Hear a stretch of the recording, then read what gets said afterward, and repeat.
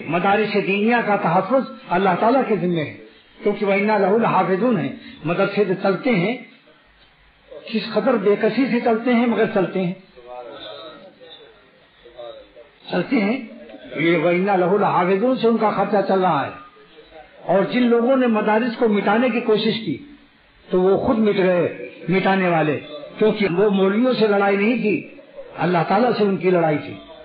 کیونکہ اللہ تعالیٰ کا اعلان ہے کہ ہم مدارس کی حفاظت کریں گے جہاں قرآن پاک تحفظ کرایا جائے، حافظہ کرایا جائے، یا اس کے معانی کا تحفظ کیا جائے، یا دارالعلوم ہو اور تفسیریں پڑھائی جائیں۔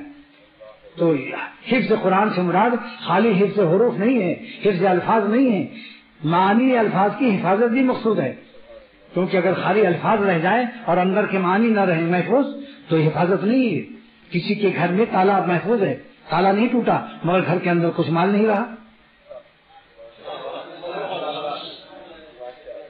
تو الفاظ میں معانی کے تحفظ کی ذمہ داری اللہ تعالیٰ کی ہے،